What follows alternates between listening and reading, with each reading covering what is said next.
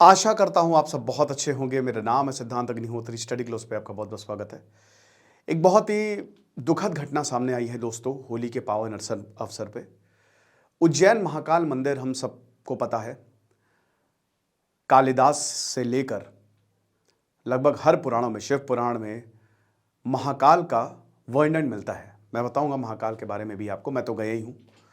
और कहते हैं ना कि कमजोर दिल वालों के लिए मंदिर है नहीं, ठीक है, लेकिन अगर आप जाएंगे तो हर किसी को यहाँ पे आशीर्वाद मिलता है। महाकाल का आशीर्वाद है, भोले बाबा का आशीर्वाद है। लेकिन दोस्तों कल कुछ ऐसा हुआ। अब क्या है कि होलिका जलाई जा रही थी, भस्म आरती हुई। अब उसके बाद जो पुजारी थे, कपूर था उनकी प्लेट में, ठीक है, जो आरती थाल थी, आरती हो रही थी और भस्म जो है वो चढ़ाया जा रहा था। लेकिन दोस्तों यहाँ पे फ्लैग, सिल्वर के फ्लैग से शिवलिंग को ढक दिया गया था, ठीक है, क्योंकि भीड़ कल बहुत ज्यादा थी। अब हुआ क्या कि किसी ने गुलाल फेंका और गुलाल वो गिरा आंख पे, कपूर था, आंख पकड़ लिया और वो मतलब बहुत तेज लपट उड़ गई। और जैसे वो तेज लपट उड़ गई फ्लैग्स पर चली गई। तो अब हुआ क्या कि पूरे प्रांगण में, प्रांगण मतलब गर्भगृह में जहां पे मेन डेटी की स्थापना होती है, वहां पे आग लग गई, भगदड़ मच गई। इस तरीके के कुछ सीन थे। तुरंत आग को बुझाया गया, लेकिन दोस्तों तब तक एक पुजारी समेत 13 लोग झुलस गए थे।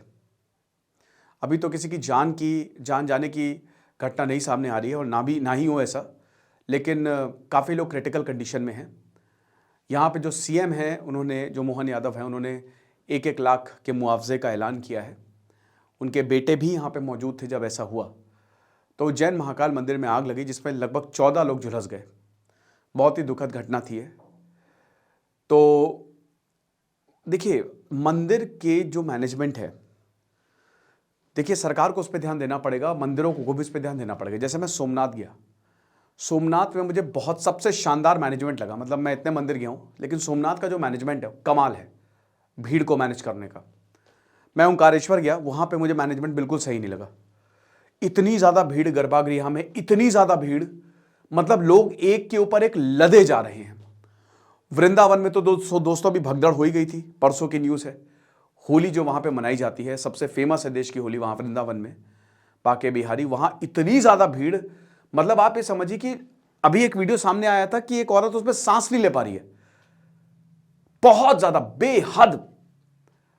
कामाख्या में भी भीड़ है, लेकिन वहां का मैनेजमेंट ठीक है, बहुत अच्छा तो नहीं बट ठीक है। वैष्णो देवी में अच्छा मैनेजमेंट है, शिरडी के साईं बाबा में बहुत अच्छा मैनेजमेंट है। तो कहने का मतलब है महाकाल में भी सही मैनेजमेंट है, ठीक मैनेजमेंट है। अभी महाकाल कॉरिडोर भी बन रहा है। हर साल 1.5 करोड़ जो भक्त आते हैं यहाँ पे, अब वो 3 करोड़ होने वाले हैं। बन गया है, बन रहा क्या, बन गया है वो। काशी विश्वनाथ कॉरिडोर के बाद, मैं तो पिछले साल गया था, तब बन ही रहा था वो। वहाँ पे लेक विरुद्र दमन लेक वहाँ पे बनाई गई है, बहुत ही खूबसूरत है। महाकाल का मंदिर ज़बरदस्त है और वाकई में एनर्जी जो है ना वहाँ की, वो अलग ही महसूस होती है, ठीक है। तो महाकाल मंदिर की अगर बात करते हैं तो कुछ हम फैक्ट्स की बात करते हैं। देखिए, महाकाल मंदिर ज्योतिर्लिंग, 12 ज्योतिर्लिंग है भगवान शिव के, उसमें महाकाल जो है ना, timeless, Ujjain is the centre, धरती का केंद्र है। ये मैं नहीं कह रहा हूं, जियो साइंटिस्ट कहते हैं, ठीक है ना। तो उज्जैन इज द, यहां पे कुंभ भी होता है, अर्ध कुंभ, ठीक है, अर्ध कुंभ भी उज्जैन में लगता है, वो मेला लगता है। और शिप्रा नदी के किनारे पहले अवंती नगरी बोला जाता था। यहां पे ही भगवान शिव जो है, दूषण नाम का राक्षस जिसने नरसंहार किया, उसको खत्म करने के लिए, उसका वध करने के लिए भगवान शिव यहां पे अवतरित हुए।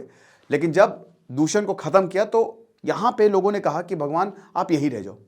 तो भगवान शिव तब से यहां पे निवास करते हैं महाकाल के फॉर्म में। महाकाल इज दी एक्सट्रीम, मतलब ये समझिए कि टाइमलेस, इनफाइनाइट, कालों का काल, जिन्होंने टाइम को ही, एक तो ये है ना कि देखिए, जो राजा विक्रमादित्य को छोड़ के यहां के राजा सिर्फ महाकाल है। राजा विक्रमादित्य को छोड़ के कोई भी, राजा भोज भी यहां पे नहीं रुकता है, कोई भी नहीं रुकता है यहां पे, क्योंकि यहां के राजा महाकाल। मोरारजी देसाई आए, अगले दिन उनकी सरकार गिर गए।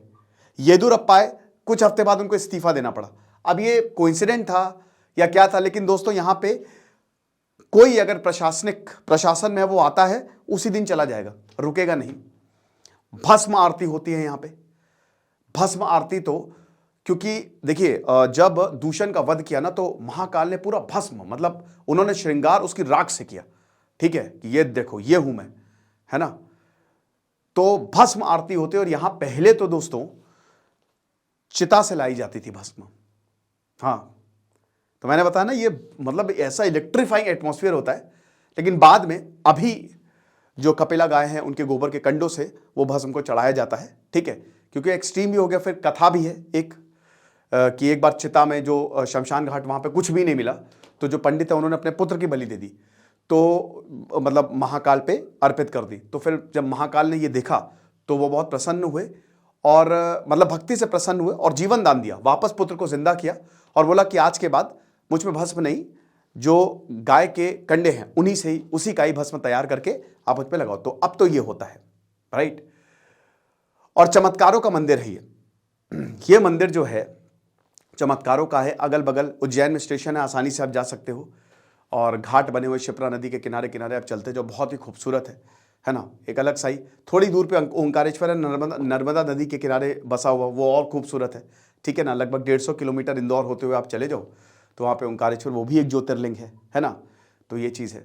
तो कहने का मतलब ये है कि महाकाल में जो एनर्जी है ना वो अलग ही है। भगवान शिव के बहुत सारे स्वरूप हैं। काल भैरव भगवान का एग्रेसिव फॉर्म है, ठीक है। भगवान शिव तो हम उपासना करते हैं, है ना, हम जो हैं। अच्छा, मैं विक्रमादित्य की बात बता रहा था, सॉरी। या विक्रम संवत जो है वो कैलेंडर यहां से शुरू हुआ। भाई देखो, नेपाल में भी विक्रम संवत कैलेंडर के हिसाब से मनाया जाता है। हम इंग्लिश कैलेंडर छोड़ दो, आप ग्रेगोरियन कैलेंडर को छोड़ो, आप हिंदू कैलेंडर अलग है ना। हिंदू कैलेंडर अलग है, तो उसी कैलेंडर के अंदर पंचांग लेके और विक्रम संवत पे होता है वो, तो उसी के हिसाब से, तिथि के हिसाब से हम त्योहारों को मनाते हैं।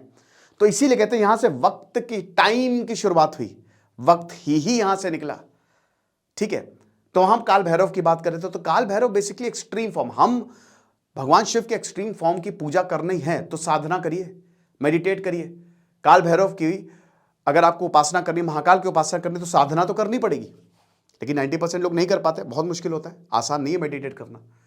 जब आप मेडिटेट करेंगे ना, तब आप कोई स्पिरिचुअल, अगर आप चर्च जा रहे हैं, अगर आप कोई दरगाह जा रहे हैं, अगर आप कोई मंदिर जा रहे हैं, तो वहां की एनर्जी को आप तभी फील कर पाएंगे, ठीक है। ऐसे तो हर कोई जा सकता है, आप कहीं पे भी कोई भी मंदिर चले जाइए, आप पूजा करके आ जाइए, ब्लेसिंग्स मिलेंगी आपको। लेकिन अगर आपको रियल एनर्जी फील करनी है ना, तो मेडिटेशन करिए, ठीक है, तो आपको पता लगेगा कि गजब है। तो ये है। तो काल भैरव बेसिकली हम उस फॉर्म में भगवान शिव को नहीं देख पाएंगे, तो भगवान शिव को हम सबसे सुंदर स्वरूप में उनकी पूजा करते हैं, ठीक है ना। और जब वो क्रेमेशन ग्राउंड में आ जाते तो वो काल भैरव बन जाते हैं। काल भैरव वैसे भी प्रोटेक्टर हैं। अगर आप मंदिर जा रहे हो, भगवान शिव के दर्शन कर रहे हो, भोलेनाथ के दर्शन कर रहे हो, अगर आपने काल भैरव के दर्शन नहीं किए तो बेकार है। वैष्णो देवी में सेम, तो भैरव बाबा के दर्शन कर रहे तो वही कह रहे हैं कि भगवान शिव के अनेक रूप हैं, लेकिन हर रूप में अगर आपका दिल सच्चा है तो वो आपको ब्लेस जरूर करेंगे। ये बहुत दुखद घटना थी। प्रधानमंत्री मोदी जी ने भी इस पर दुख प्रकट किया है कि ऐसा नहीं होना चाहिए था, और हम श्रद्धालुओं के साथ हैं। लेकिन मैं फिर से वही बोलूंगा कि मंदिर जो है ना, मंदिर में मैनेजमेंट और अच्छा हो सकता है। मंदिर का मैनेजमेंट सुधारना पड़ेगा। बहुत सारे मंदिरों में बहुत ही इल मैनेज्ड हैं वो, ठीक है ना। लाइन नहीं है, तो गर्भगृह इतना ज़्यादा छोटा है। या तो आप ऐसे क्या करिए ना कि पार्ट में भेजिए, पहले 20 को भेजिए, वो दर्शन कर ले, फिर 20 को भेजिए। एकदम से जब भीड़ आती है ना तो बहुत मुश्किल होता है, ठीक है। वैसे भी जो महाकाल है ना, वह दर्शन आपको थोड़ा दूर से ही होगा, है ना, वो बिल्कुल पास से नहीं होगा। वीआईपी दर्शन भी होते हैं उज्जैन महाकाल में, लेकिन पर्टिकुलर टाइम में, जैसे मैं एक बार दर्शन किया, मुझे दूर से हो, फिर शायद 1 बजे से 2 बजे के भी, 1:30 बजे से कुछ ऐसे ही टाइम पे गया था, तो वो 1 घंटे के लिए आपको अंदर जाने देता है गर्भगृह के, ठीक है। तो मैं पूरा प्रॉपर शिवलिंग जो है वो छू के आया। तो ये लेक्चर था। आई होप मतलब ये ठीक है। खुश रहे, पढ़ते रहिए। दिस इज सिद्धांत अग्निहोत्री, साइनिंग ऑफ।